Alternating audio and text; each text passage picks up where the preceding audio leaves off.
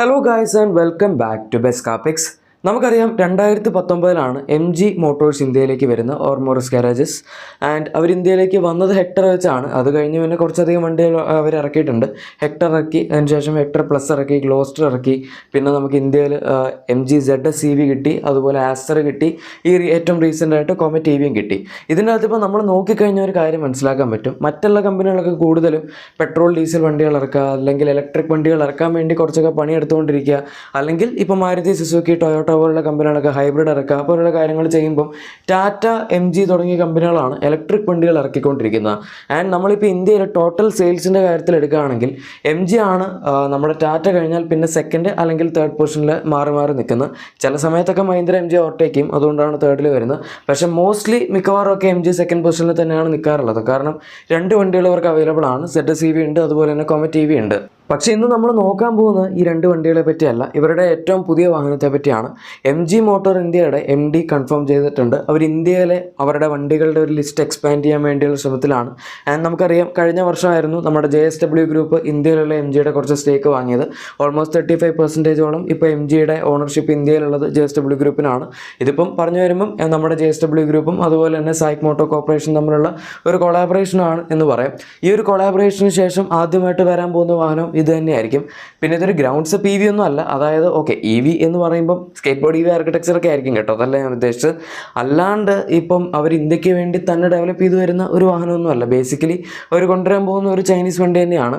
അതിൽ സ്പെക്കുലേഷൻസ് പറയുന്ന കുറച്ച് വണ്ടികളുണ്ട്. നമ്മുടെ 2023 ഓട്ടോ എക്സ്പോയിൽ എം ജി കാണിച്ച കുറച്ച് വണ്ടികൾ, അതായത് MG4, MG5ൻ്റെ ഒരു സ്റ്റേഷൻ വാഗൺ മോഡൽ ഉണ്ടായിരുന്നു, പിന്നെ മീഫ 9 എന്ന് പറയുന്ന അവരുടെ MPV പോലുള്ള വണ്ടികളൊക്കെ.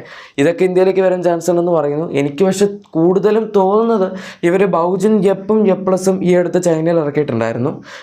ആ വണ്ടികളുടെ ഇന്ത്യനൈസ്ഡ് ആക്കിയിട്ടുള്ള വേർഷൻസ് ഇന്ത്യയിലേക്ക് വരും എന്നാണ് എനിക്ക് കൂടുതലും തോന്നിയിട്ടുള്ളത്. കാരണം ആ വണ്ടികളാണ് നമ്മുടെ മൊത്തത്തിലുള്ള കണ്ടീഷൻസിൽ കൂടുതൽ അനുയോജ്യമായിട്ട് നിൽക്കുന്നത്.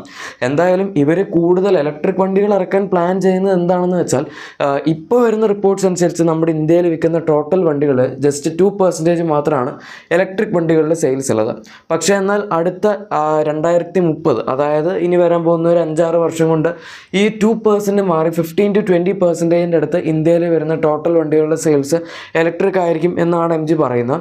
ആൻഡ് ഇപ്പോൾ നമ്മൾ നോക്കുകയാണെങ്കിൽ എം ജിക്ക് ഇലക്ട്രിക് വണ്ടികളുടെ കേസിൽ അത്യാവശ്യം മാർക്കറ്റ് ഷെയർ ഉണ്ടല്ലോ. അപ്പോൾ അതൊക്കെ വെച്ച് അവരുടെ ഇലക്ട്രിക് വണ്ടികളുടെ പോർട്ട്ഫോളിയോ എക്സ്പാൻഡ് ചെയ്യാനാണ് ഇപ്പോൾ എം ജി നോക്കിക്കൊണ്ടിരിക്കുന്നത്. ആൻഡ് എം ജിയുടെ ടോട്ടൽ സെയിൽസ് നമ്മൾ എടുക്കുകയാണെങ്കിൽ അവർ ഇന്ത്യയിൽ വിൽക്കുന്ന വണ്ടികളിൽ വെച്ച് 25% അവർക്ക് ഇപ്പോൾ തന്നെ 2 ഇലക്ട്രിക് വണ്ടികൾ വെച്ച് തന്നെ ടോട്ടൽ സെയിൽസ് കിട്ടുന്നത് EVസിന് മാത്രമാണ്. ബാക്കി 75% ആണ് ഇവരുടെ പെട്രോൾ ഡീസൽ പവർഡ് വണ്ടികൾക്ക് വരുന്നത്. ഞാൻ ഈ ജസ്റ്റ് 75% മാത്രമാണ് പെട്രോൾ ഡീസൽ വണ്ടികൾക്ക് സെയിൽസ് വരുന്നത് എന്ന് പറയാൻ കാരണം, ആ ജസ്റ്റ് വെറും ഒരു ജസ്റ്റ് അല്ല. കാരണം നമ്മളിപ്പോൾ ഇന്ത്യയിലുള്ള മറ്റ് കമ്പനികളുടെ കേസ് എടുക്കുകയാണെങ്കിൽ ഈവൻ ടാറ്റ തന്നെ എടുക്കാം, നമ്പർ 1 ടാറ്റയാണ് നിൽക്കുന്നത്. ടോട്ടൽ ഒരു മാസം ഏകദേശം 50,000 to 55,000 വണ്ടികൾ ടാറ്റ വിൽക്കുന്നതിൽ 5,000 to 6,000 വണ്ടികളുടെ ഇടയിലാണ് അവർ ഇലക്ട്രിക് വണ്ടികൾ വിൽക്കുന്നത്. അതായത് എടുക്കുകയാണെങ്കിൽ ഏകദേശം നമുക്ക് റഫായിട്ട് 10% അടുത്ത് എന്ന് കൂട്ടാം. ആ സമയത്ത് എം ജി ഇന്ത്യയിൽ ഒരു മാസം ഏകദേശം ഒരു 4,000 to 5,000 വണ്ടികൾ വിൽക്കുകയാണെങ്കിൽ അതിൽ 1000 വണ്ടികളുടെ അടുത്തും ഇലക്ട്രിക് വണ്ടികളായിരിക്കും എന്നുള്ളതാണ് മറ്റൊരു സത്യം. ഇപ്പോൾ നിങ്ങൾക്ക് മനസ്സിലായല്ലോ. അതായത് നമ്മൾ പെർസെൻറ്റേജ് കണക്കെടുക്കുകയാണെങ്കിൽ ടാറ്റയുടെ ഓൾമോസ്റ്റ് 10%, എം ജിയുടെ 20% മുകളിലുമാണ് നിൽക്കുന്നത്. ഓക്കെ, അത്രേ ഉള്ളൂ സംഭവം. ഈ പുതിയ വണ്ടി ഇറങ്ങുന്നതോടുകൂടി എം ജിയുടെ ആനുവൽ പ്രൊഡക്ഷൻ കപ്പാസിറ്റിയും അവർ ഇൻക്രീസ് ചെയ്യുന്നതിനെ പറ്റി ആലോചിക്കുന്നുണ്ട്. ഇപ്പോൾ 60,000 നിൽക്കുന്നത്. അതായത് ഒരു വർഷം അവർക്ക് പ്രൊഡ്യൂസ് ചെയ്യാൻ പറ്റുന്ന വണ്ടികൾ. അത് പക്ഷേ അവർ ഈ വർഷം ലാസ്റ്റൊക്കെ ആകുമ്പോഴേക്കും 80,000 to 90,000 വരെ ഇൻക്രീസ് ചെയ്യും എന്നാണ് പറഞ്ഞിരിക്കുന്നത്. 60,000 to 80,000 എന്ന് പറയുന്നത് അത്യാവശ്യം വലിയൊരു ജമ്പാണ് ആനുവൽ പ്രൊഡക്ഷൻ്റെ കേസിൽ. അപ്പോൾ അതെന്തായാലും നന്നായി. ഇത്രയാണ് ഇപ്പോൾ നമുക്ക് ബേസിക്കായിട്ട് പറയാൻ പറ്റുന്ന കാര്യങ്ങൾ. ഇനി വണ്ടികളെ പറ്റി പറയുകയാണെങ്കിൽ ഞാനൊരു മെയിൻ കണ്ടൻറ്ററിൻ്റെ കേസ് പറഞ്ഞായിരുന്നു, അതാണ് എപ്പും എപ്ലസും.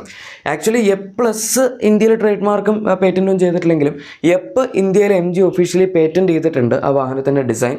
ഈ എപ്പ് എന്ന് പറയുന്നത് നമുക്ക് ഇന്ത്യയിൽ കോമറ്റ് EV ഉണ്ടല്ലോ, അത് പുറത്തൊക്കെ വൂളിംഗ് എയർ EV എന്ന് പറഞ്ഞ പേരിലാണ് വരുന്നത്. ഈ വണ്ടിയുടെ സെയിം സ്കേറ്റ് ബോർഡ് EV ആർക്കിടെക്ചറിൽ ബേസ് ചെയ്തിട്ടുള്ള ഒരു SUV വേർഷൻ ചൈനയിൽ ബൗജൻ എടുത്ത് ഇറക്കിയ വണ്ടിയാണ് എപ്പ്. ഓക്കെ, അതുകൊണ്ട് തന്നെ ഈ വണ്ടി അവർക്ക് ഇന്ത്യയിൽ കൊണ്ടുവരാൻ വലിയ ബുദ്ധിമുട്ടുണ്ടാവില്ല. കാരണം ബേസിക്കലി പ്ലാറ്റ്ഫോം ഒക്കെ സെയിം ആണ്. ആൻഡ് വണ്ടിയുടെ ഇൻറ്റീരിയർ ഒക്കെ എടുക്കുകയാണെങ്കിലും കൈൻഡ് ഓഫ് കുറച്ചൊക്കെ സിമിലാരിറ്റീസ് നമ്മുടെ കോമറ്റ് വെച്ച് തന്നെ ഉണ്ട് എന്ന് പറയാം. എല്ലാം സെയിം ആണ് ആണെന്നല്ല, പക്ഷെ എന്നാലും കുറച്ച് സിമിലാരിറ്റി ഉണ്ട്. പിന്നെ പ്ലാറ്റ്ഫോം സിമിലർ ആയതുകൊണ്ട് ഇന്ത്യയിൽ അവർക്ക് വണ്ടി അസംബിൾ ചെയ്യാനും അത്യാവശ്യം എളുപ്പമായിരിക്കും. പിന്നെ കോമറ്റ് ഇന്ത്യയിൽ അവർ മൊത്തമായിട്ട് അസംബിൾ ചെയ്ത് ഇറക്കുന്ന ഒരു വാഹനമല്ല. അങ്ങനെ ചെയ്യുകയായിരുന്നെങ്കിൽ വണ്ടിയുടെ കോസ്റ്റ് ഇപ്പോൾ ഉള്ള 7 lakhs ആണ് സ്റ്റാർട്ടിംഗ് പ്രൈസ്, അതും ഒരു ഇത്തിരി കൂടെ താഴ്ന്നതന്നെ. എന്തായാലും അവർ 70 to 75% അടുത്താണ് ഇന്ത്യയിൽ കോമറ്റ് ടി വി ലോക്കലൈസ് ചെയ്യുന്നത്. ഈ വണ്ടിയും ഓൾമോസ്റ്റ് അത് അല്ലെങ്കിൽ 80% അടുത്തൊക്കെ എത്താൻ പറ്റുമെങ്കിൽ അവർക്ക് അത്യാവശ്യം നല്ലൊരു പ്രൈസ് ഇറക്കാൻ പറ്റുമായിരുന്നു. എന്തായാലും ഇപ്പോൾ നിങ്ങൾ കണ്ടുകൊണ്ടിരിക്കുന്ന നോർമൽ എപ്പ് അല്ല, ഇത് എ+ ആണ്. ഇത് ഇറങ്ങിയിട്ട് അധികം കാലമായിട്ടില്ല, ജസ്റ്റ് ഈ അടുത്ത് അവർ അൺവെയിൽ ചെയ്തിട്ടേ ഉള്ളൂ. എൻ്റെ അഭിപ്രായത്തിൽ എപ്പ് കൊണ്ടിരുന്നതിനും കുറച്ചും കൂടെ നല്ലത് എ+ കൊണ്ടിരുന്നതാണ്. കാരണം ഈ വണ്ടിയെ പറ്റി ഞാൻ ഇതിനു മുമ്പ് ഒരു ഡെഡിക്കേറ്റഡ് വീഡിയോ ചെയ്തിട്ടുണ്ട്. അതിൻ്റെ അകത്ത് തന്നെ പറഞ്ഞിട്ടുള്ളൊരു കാര്യമാണ്, ഇതിൻ്റെ ഡിസൈൻ അടിപൊളിയാണ്. കാരണം നമ്മൾ ഈ വണ്ടിയുടെ സൈസൊക്കെ വെച്ച് നോക്കുകയാണെങ്കിൽ ഇത് ഏകദേശം ഒരു 12 lakhs അകത്തൊക്കെ വരികയാണെങ്കിൽ ആരാണെങ്കിലും ചിലപ്പോൾ വാങ്ങിപ്പോകും. കാരണം അത്രയും നല്ല ഒരു ബൾക്കി SUV ലുക്കാണ് ഈ വാഹനത്തിന് കൊടുത്തിരിക്കുന്നത്. ഓൾമോസ്റ്റ് 4.2 4.3 മീറ്റേഴ്സിന് തന്നെ ലെങ്ത്തും വരുന്നുണ്ട്. എന്തായാലും നമുക്ക് നോക്കാം ബഹുജൻ എപ്പാണോ എ+ ആണോ വരാൻ പോകുന്നത്. ഈവൻ ഇൻറ്റീരിയറിലാണെങ്കിൽ പോലും നമുക്ക് ഈ വണ്ടി കണ്ടാൽ അങ്ങനെ ഭയങ്കര കോംപ്രമൈസ്ഡ് ആയിട്ടുള്ളൊരു വാഹനം പോലും തോന്നില്ല. അത്യാവശ്യം പ്രീമിയമാണ്, ആവശ്യത്തിനുള്ള ഫീച്ചേഴ്സൊക്കെ ഉണ്ട്. ഇപ്പോൾ ഇതിൻ്റെ അകത്ത് നമുക്ക് ഡ്യുവൽ ഇൻഫോർടൈൻമെൻറ്റ് സിസ്റ്റംസ് അവൈലബിൾ ആണ്. അതുപോലെ തന്നെ ഓട്ടോ AC, പിന്നെ അത്യാവശ്യം നല്ല സ്റ്റിയറിംഗ് വീല് തുടങ്ങിയ കാര്യങ്ങളൊക്കെ കിട്ടുന്നുണ്ട്. ഇപ്പോൾ നിങ്ങൾ കാണുന്ന ലെഫ്റ്റ് ഹാൻഡ് ഡ്രൈവ് മോഡലാണ് ഒബ്വിയസ്ലി, കാരണം ഇത് റൈറ്റ് ഹാൻഡ് ഡ്രൈവ് മാർക്കറ്റ്സിലൊന്നും ഇതുവരെ വണ്ടി ഇറങ്ങിയിട്ടില്ല. എനിക്ക് തോന്നുന്നു ഇത് ഇറങ്ങുകയാണെങ്കിൽ മിക്കവാറും റൈറ്റ് ഹാൻഡ് ഡ്രൈവ് ആയിട്ട് ആദ്യം ഇന്ത്യയിലായിരിക്കും ഇറങ്ങുന്നത്. കാരണം MG പറഞ്ഞതനുസരിച്ച് ഈ പുതിയ വണ്ടി വരാൻ പോകുന്നത് 2024 സെക്കൻഡ് ഹാഫിലാണ്. അതായത് ഈ വർഷം തന്നെ ഈ വാഹനം വരും. ഓക്കെ, അത് അത്യാവശ്യം ഇൻട്രസ്റ്റിംഗ് ആയിട്ടുള്ളൊരു കാര്യമാണ്. ഇനി ഇതിന് പകരം അവർ ശരിക്കും ഇന്ത്യയിൽ ഒറിജിനലി പേറ്റൻറ്റ് ചെയ്ത വണ്ടി, അതായത് ഡിസൈൻ ഞാൻ നേരത്തെ പറഞ്ഞില്ലേ എപ്പിൻ്റെ ഡിസൈൻ അവർ ഇന്ത്യയിൽ പേറ്റൻറ്റ് ചെയ്തിട്ടുണ്ടെന്ന്, ആ വണ്ടി നിങ്ങളിപ്പോൾ കാണുന്ന വണ്ടിയാണ്. ഇതും ആസച്ച് എടുക്കുകയാണെങ്കിൽ കാണാൻ വളരെ മോശമായിട്ടുള്ളൊരു വണ്ടിയൊന്നും അല്ല. പക്ഷേ എഗെയിൻ ഇതിൻ്റെ ഡയമെൻഷൻസ് ഒക്കെ വളരെ കോമ്പാക്റ്റ് ആണ്. നമ്മുടെ കോമറ്റ് ടി വി ഒക്കെ കുറച്ചും കൂടെ വലുതാണ് കേട്ടോ. പക്ഷേ എന്നാലും 2 door വാഹനമാണ്. ആൻഡ് ഇതിനകത്ത് വലിയ ലെങ്ത് ഒന്നും വരുന്നില്ല. പിന്നെ ഇതിൻ്റെ അകത്ത് നോക്കുമ്പം മൊത്തത്തിൽ എവിടെയോ ഒരു ഡിസ്പ്രപ്പോർഷനേറ്റ് ഫീൽ വരും. പക്ഷേ ഞാൻ പറയട്ടെ, ഇവരിപ്പം കോമറ്റ് ടി വിക്ക് പകരം ഈ വണ്ടി ഇറക്കിയിരുന്നെങ്കിൽ ചിലപ്പോൾ സക്സസ്ഫുൾ ആയേനെ. സെയിം പ്രൈസിൽ ഇറക്കാൻ പറ്റുമെങ്കിൽ ഗംഭീര സക്സസ് ആയേനെ. കാരണം ആൾക്കാർക്ക് ഇപ്പോൾ ഇന്ത്യയിൽ വേണ്ടത് കുറച്ച് SUV പോലെ ഇരിക്കുന്ന വണ്ടികളാണ്. അതുകൊണ്ടാണല്ലോ പല വണ്ടികളും ഇന്ത്യയിൽ സക്സസ്ഫുൾ ആയത്. നമ്മുടെ എക്സ്പ്രസോ ആയിക്കോട്ടെ അല്ലെങ്കിൽ പഞ്ച് ആയിക്കോട്ടെ, അങ്ങനത്തെ വണ്ടികളൊക്കെ. ഓക്കെ, പഞ്ച് പിന്നെയും കുഴപ്പമില്ല, എക്സ്പ്രസോ പക്ഷേ മൈക്രോ SUV ഒക്കെ കുറച്ചും കൂടെ മൈക്രോ ആണ്. എനിവേ അത് പോട്ടെ. ഈ വണ്ടിയുടെ കേസ് എടുക്കുകയാണെങ്കിൽ ഇത് ഇന്ത്യയിൽ ഒരു 7 lakhs ഇറക്കിയിരുന്നെങ്കിൽ കോമറ്റ് ടി വി കാണാൻ ഭയങ്കര വിയേഡാണ്. പക്ഷേ ഈ വണ്ടി കാണാൻ അത്രയും വിയേഡല്ല, കുറച്ചും കൂടെ വിയേഡ് ഫാക്ടർ ഇതിന് കുറവാണ്. അപ്പോൾ അതുകൊണ്ട് തന്നെ എനിക്ക് തോന്നിയത് പേഴ്സണലി ഈ വണ്ടി അവർ കോമറ്റിന് പകരം ഇറക്കിയിരുന്നെങ്കിൽ കുറച്ചും കൂടെ സക്സസ്ഫുൾ ആവാൻ ഒരുപക്ഷെ പറ്റിയേനെ എന്നാണ്. നിങ്ങൾക്ക് എന്താണ് തോന്നുന്നതെന്ന് തീർച്ചയായും താഴെ കമൻസിൽ പറയുക. ഇനിയിപ്പം അവർ ശരിക്കും പറഞ്ഞാൽ ഒരു പുതിയ ഇലക്ട്രിക് വണ്ടി ഇറക്കുമ്പം കോമറ്റ് ടി വി ഇവിടെ വെച്ചുകൊണ്ട് ഈ വണ്ടി ഇറക്കുകയാണെങ്കിൽ ഇത് കോമറ്റ് ടി വിയുടെ സെയിൽസ് തിന്നാനേ പോകുന്നുള്ളൂ. കാരണം ഈവൻ ഇഫ് 1 ലക്ഷം രൂപയാണ് ഈ വണ്ടിക്ക് കൂടുതൽ അഡീഷണൽ വരുന്നതെങ്കിൽ തന്നെ ആൾക്കാർ കോമറ്റ് ടി വി വാങ്ങേണ്ടതേ വാങ്ങുള്ളൂ. കാരണം മൊത്തത്തിലുള്ളൊരു സോഷ്യൽ സ്റ്റാറ്റസിന് സംഭവം ഉണ്ടല്ലോ. ആൾക്കാർ എന്തോ പോലെ ഇരിക്കുന്ന ഒരു ചെറിയ വണ്ടി, ഒരു ടോയ് കാർ പോലത്തെ സാധനം റോട്ടിൽ ഓടിക്കുന്നു എന്ന് പറയുന്നതിന് പകരം ഒരു SUV പോലെ ഇരിക്കുന്ന ടോയ് കാർ ഇന്ത്യയിൽ ഓടിക്കുന്നു അല്ലെങ്കിൽ റോട്ടിൽ ഓടിക്കുന്നു എന്ന് പറയാനായിരിക്കും ആൾക്കാർ കൂടുതൽ സന്തോഷപ്പെടുന്നത്. ഇനി അത് ഞാൻ എൻ്റെ ജസ്റ്റ് ഒരു പോയിന്റ് ഓഫ് വ്യൂ പറഞ്ഞതാണ്. നമ്മുടെ ഇന്നത്തെ വീഡിയോ എല്ലാവർക്കും ഇഷ്ടപ്പെട്ടാണെന്ന് വിചാരിക്കുന്നു. വീഡിയോ ഇഷ്ടപ്പെട്ടെങ്കിൽ ലൈക്കും സബ്സ്ക്രൈബും ഷെയറും ഒക്കെ ചെയ്തേക്കാം. നമുക്ക് മറ്റൊരു വീഡിയോയിൽ കാണാം. Thank you for watching my video and good bye.